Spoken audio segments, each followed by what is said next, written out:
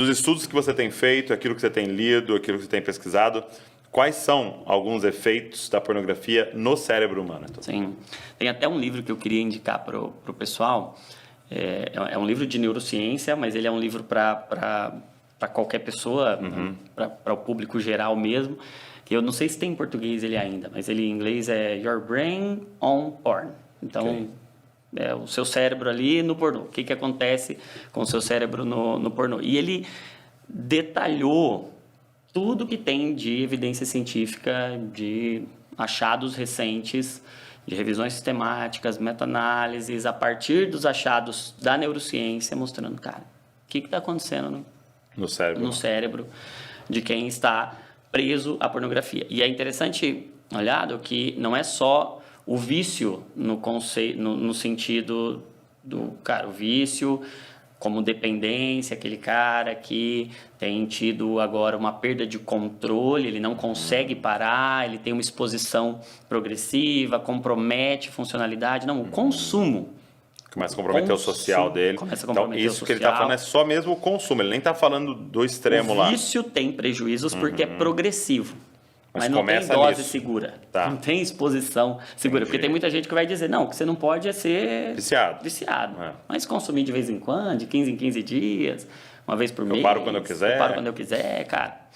Então, é prejudicial em qualquer tempo. E por que é tão prejudicial? E aí, falando já do que acontece no cérebro. Cara, o nosso cérebro, ele tem um pico de neuroplasticidade que acontece até os 18 anos de idade. Então, quais são os maiores hábitos que a gente tem? São aqueles que foram formados na nossa infância e adolescência.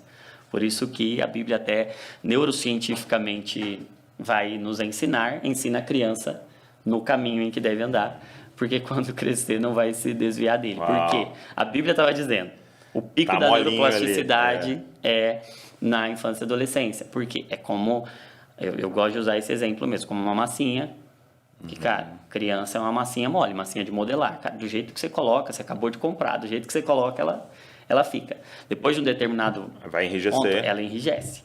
E aí, não é que ela não muda, mas as mudanças são mais lentas, as mudanças são mais dolorosas e custam muito mais. Então, o cérebro é plástico.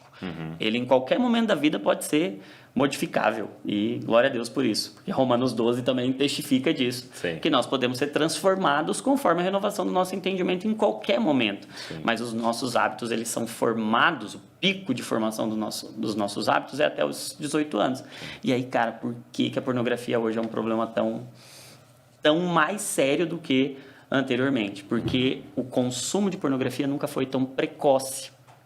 Cara, antigamente precisava ser maior de 18 anos para ter acesso a um material, ainda que tivessem ali os caminhos alternativos, algum maior de idade ia lá, mas tinha que ter um intermediário. Hoje não. Hoje não tem essa necessidade e a exposição está cada vez mais precoce, e não só na pornografia lá dos tubes da vida, dos sites de pornografia explícita, mas o soft porn. Aqueles estímulos de TikTok, e estímulos mais suaves, né? Na sensualidade, mas que vão gerando esse primeiro estágio da dependência, que é a sensibilização. E você falou qual que é a idade que está nas pesquisas mostram que é a primeira... Hoje mostrando primeira exposição aos 10 anos de idade, cara. 10 anos, o cérebro de uma criança. Eu acho assim, a gente precisava parar aqui e você ter noção dessa informação. Nós estamos falando de 10 anos de idade. E como que isso está acontecendo com 10 anos de idade? É porque alguém colocou um celular, alguma coisa sem supervisão na mão dessa criança. Então, não estamos nem falando de um adolescente, né? Estamos falando de uma criança. Então, fica um alerta aqui a todos os pais. Você precisa se debruçar sobre isso. Você precisa ir lá e verificar. O que acontece no cérebro dessa criança, o que acontece em qualquer nível de exposição, mas na infância a massa está mais mole, então a chance de criar um hábito ali, de dorsalizar e de criar uma memória mais intensa, porque os hábitos têm a ver com isso.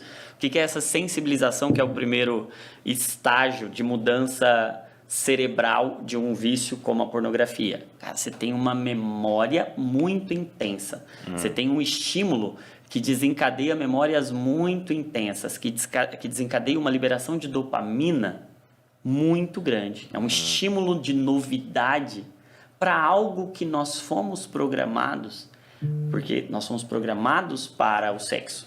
Deus nos fez para isso, por isso venerado entre todos seja o matrimônio. Então, no fundo, o que a pornografia está dizendo sobre o que essa epidemia ou pandemia de pornografia diz para o mundo? É que, cara, nós somos feitos para o casamento, cara. Nós somos feitos para o prazer no sexo, no casamento, por isso venerado entre todos seja o matrimônio, o leito sem mácula. Nós somos feitos para intimidade, mas nós somos feitos para uma intimidade em aliança. E quando a gente faz fora disso, a gente está rompendo Agora, com imagina o princípio. do que você está falando, né?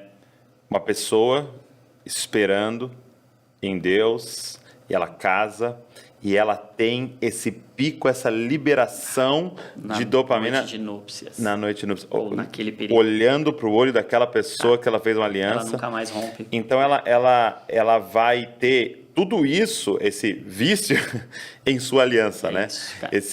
Essa cola Foi por isso com que aquela Deus deu pessoa, essa né? cola. Uau, cara, isso é incrível. Esse circuito foi engenhosamente Cara. programado pelo Senhor para o casamento, cara. E toda vez que eu penso naquela pessoa, penso na aliança, eu tenho até um caminho cerebral aqui de prazer em relação àquela pessoa. Exatamente. Isso é incrível. Exatamente. Então, toda verdade cria um caminho no cérebro. Ok. Agora, toda distorção, toda mentira, ela cria um labirinto. Ela cria não... Eu gosto até de comparar os hábitos com casas na nossa mente. Os vícios não são casas, são cativeiros, sabe? É um lugar que você... É uma casa, mas você entra lá e você não consegue mais sair. Mas Você é a construção né? cerebral, cara, é muito parecida, é idêntica. Um hábito e um vício. A questão é que os vícios, eles têm uma proteína, e hoje esse é um achado da neurociência também muito legal. Eles têm uma proteína muito nova, vou até falar o nome aqui dela para o pessoal que interessa, delta-FOS-B. Delta-FOS-B. Que é um achado em todos os vícios.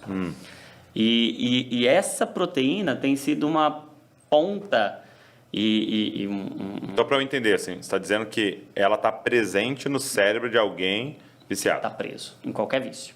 E o organismo produz ela?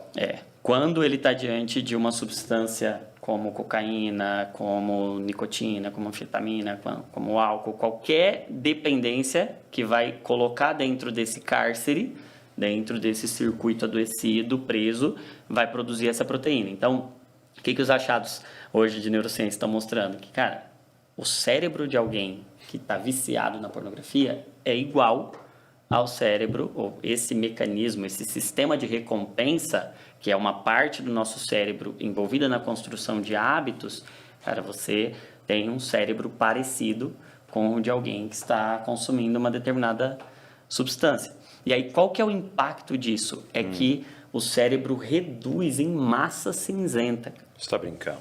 O cérebro fica menor, o sistema de recompensa, ele tem menos massa cinzenta. Tem um artigo do JAMA, que é a principal revista científica dos Estados Unidos, da Associação Médica Americana, mostrando que, cara, com o consumo progressivo da pornografia, você tem uma redução da massa cinzenta do sistema de recompensa cerebral, que é essa parte do cérebro associada à motivação, associada a desejo.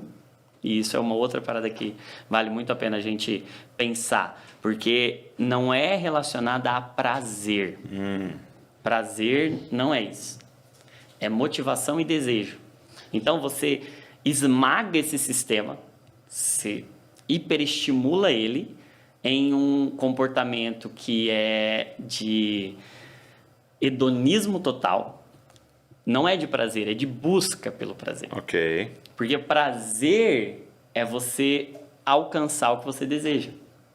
Agora, esse sistema da pornografia, ele não te dá o que você deseja. É como É uma o cisterna cavalo rachada. correndo atrás da cenoura. É o sequestro, cara.